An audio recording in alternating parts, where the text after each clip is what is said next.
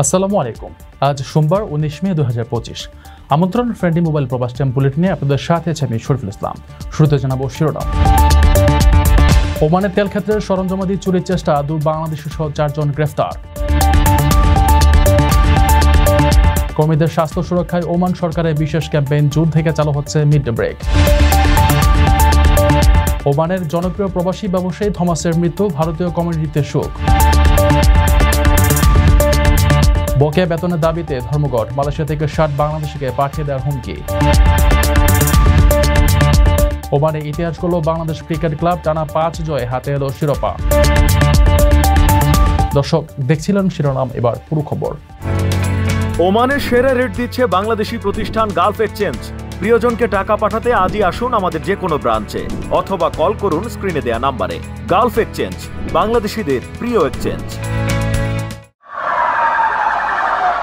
বিদ্যুৎ সংযোগের তার ও তেলজাত পণ্য উত্তোলনে ব্যবহৃত গুরুত্বপূর্ণ যন্ত্রপাতি চুরির অভিযোগে 2 বাংলাদেশি সহ 4 জনকে গ্রেফতার করেছে ওমানের তেল ও গ্যাস স্থাপনাগুলোর নিরাপত্তার দায়িত্বে নিয়োজিত রয়্যাল ওমান পুলিশের বিশেষ ইউনিট। আল দাখিলিয়া ও উত্তর আল শর্কিয়া গভর্নরেটের পুলিশ বিভাগের সহযোগিতায় এক যৌথ অভিযানে এই 4 জনকে আটক করা হয়। বাকি 2 জন ওমানের নাগরিক। বিষয়টি এক এক্স বার্তায় নিশ্চিত করা হয়েছে। আটক ব্যক্তিদের বিরুদ্ধে তেল কনসোলেশন এলাকায় অবস্থিত বিভিন্ন স্থাপনা থেকে গুরুত্বপূর্ণ যন্ত্রপাতি এবং বৈদ্যুতিক তার চুরির অভিযোগ আনা হয়েছে।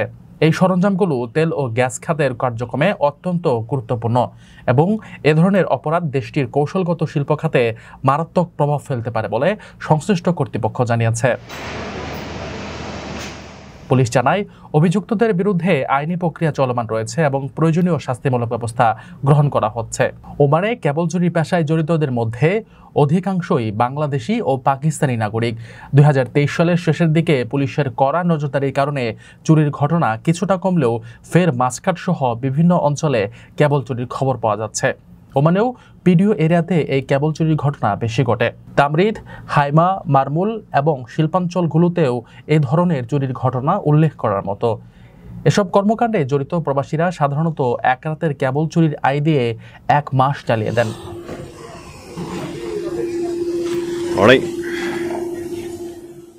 আপনার স্বপ্নগুলো আকাশ ছুবে প্রবাসীর হেলিকপ্টারের মাধ্যমে। বিয়ে, জন্মদিন অথবা যে কোনো বিশেষ প্রয়োজনে হেলিকপ্টার ভাড়া করতে যোগাযোগ করুন স্ক্রিনে দেয়া নাম্বারে। প্রবাসীর হেলিকপ্টার, নিরাপদ ও সাশ্রয়ী বাহনের বিশ্বস্ত নাম।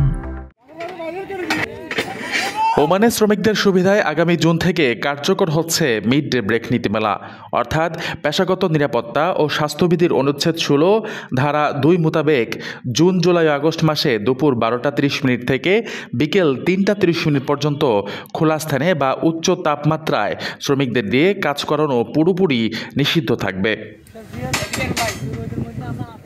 বিষয়টিকে সামনে রেখে এরই মধ্যে ওমানের শ্রম মন্ত্রণালয় নিরাপদ গ্রীষ্ম বা সেফ সামার শীর্ষক একটি সচেতনামূলক প্রচারণা শুরু করেছে। প্রচারণার মূল লক্ষ্য হল গ্রীষ্মের প্রচণ্ড তাপদাহে কর্মরত শ্রমিকদের মধ্যে হিটস্ট্রেস বা অতিরিক্ত তাপঘটিত অসুস্থতা সম্পর্কে সচেতনতা বৃদ্ধি করা এবং সুরক্ষামূলক ব্যবস্থা গ্রহণের গুরুত্ব তুলে ধরা। বিশেষ করে যেসব শ্রমিক খোলা জায়গায় বা সরাসরি রোদের নিচে কাজ করেন তাদের জন্য এই প্রচারণা অত্যন্ত গুরুত্বপূর্ণ। শ্রম মন্ত্রণালয় মনে করিয়ে দিয়েছে, প্রতি বছরের মতো এবারও জুন, জুলাই, আগস্ট মাসে ভরদুপুরে খোলা স্থানে বা উচ্চ তাপমাত্রায় শ্রমিক নিয়োগ করা নিষিদ্ধ। দেশের সব বেসরকারি প্রতিষ্ঠানকে এই বিধি কঠোরভাবে অনুসরণ করার আহ্বান জানানো হয়েছে।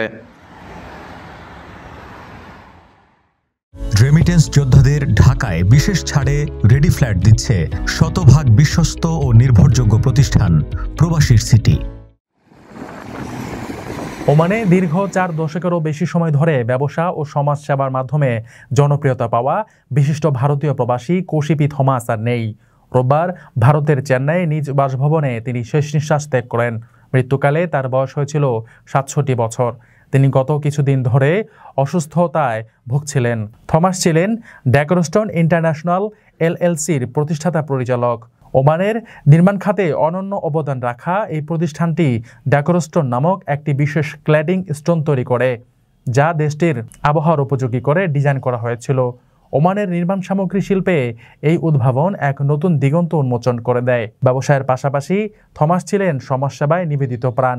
তিনি মাদক দ্রব্যের অপব্যবহার, মদ্যপান ও আত্মহত্যার মতো সামাজিক সমস্যার বিরুদ্ধে সচেতনতা সৃষ্টিতে নিরলস কাজ করে গেছেন। এ বিষয়ে তিনি একাধিক বইও রচনা করেছেন। ধর্মীয়ভাবে তিনি ছিলেন মুত্রা ব্যাথরেন অ্যাসেম্বলির জ্যেষ্ঠ সদস্য এবং ওমানের প্রোটেস্ট্যান্ট চার্চের নিবেদিত প্রাণ। তিনি স্ত্রী ও 3 সন্তান রেখে গেছেন। থমাসের মৃত্যুতে ওমানের প্রবাসী কমিউনিটি ও ব্যবসায়িক মহলে শোকের ছায়া নেমে এসেছে।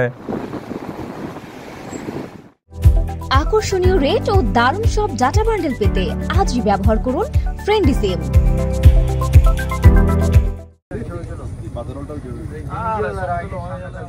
বকেয়া বেতন সহ বেশ কিছু অভিযোগের প্রতিবাদে ধর্মঘটের জেরে মালয়েশিয়ার মেডিসেরাম কোম্পানিতে কর্মরত 60 বাংলাদেশিকে দেশে পাঠিয়ে দেওয়ার হুমকির অভিযোগ উঠেছে। অভিবাসী অধিকার কর্মী অ্যান্ডি হল জানান, বকেয়া বেতন ও অন্যান্য অভিযোগের প্রতিবাদে মালয়েশিয়ার একটি গ্লাভস তৈরি ছাঁচ প্রস্তুতকারক কারখানার মেডিসেরাম SDN BSD-তে কর্মরত 60 বাংলাদেশি ধর্মঘটের ডাক দিয়েছে। শ্রমিকদের ডাকা ধর্মঘট রোববার 3য় দিনে পড়েছে। তিনি জানান, 176 জন শ্রমিক তাদের নিয়োগকর্তার কাছে একটি পিটিশনে স্বাক্ষর করেছেন। কারখানাটি আনুষ্ঠানিকভাবে বন্ধ না হলেও কোনো উৎপাদন কাজ চলছে না।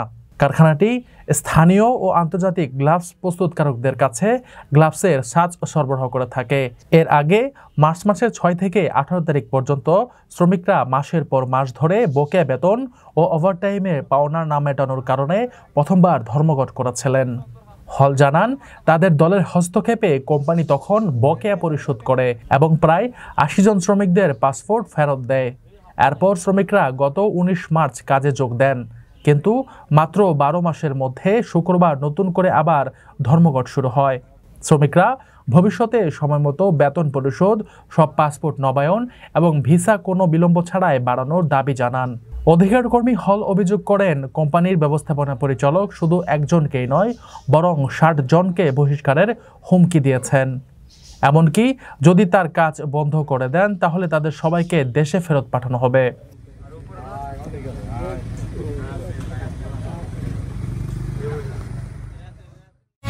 ওমানে প্রথম শ্রেণীর হাইপার মার্কেটে কাজের সুবর্ণ সুযোগ। প্যাকিং, ক্লিনিং আর লোড আনলোডিং কাজে নিয়োগ হবে 25 জনকে। যোগাযোগ করুন স্ক্রিনে দেওয়া নাম্বারে। আপনারা সবাই অবগত আছেন, Bangladesh cricket club Oman cricket board আয়োজিত senior OC T20 league 2024-25 division champion লিগে বাংলাদেশ ক্রিকেট ক্লাব ওমান ইতিহাস গড়েছে। প্রথমবারের মতো অংশ নিয়ে টানা 5টি ম্যাচে জয়লাভ করে ক্লাবটি অপরাজিত চ্যাম্পিয়ন হওয়ার গৌরব অর্জন করে। লিগের শেষ ম্যাচে উইনার্স জোটন দলের বিপক্ষে 48 রানের জয় দিয়ে ক্লাব তাদের শিরোপা নিশ্চিত করে।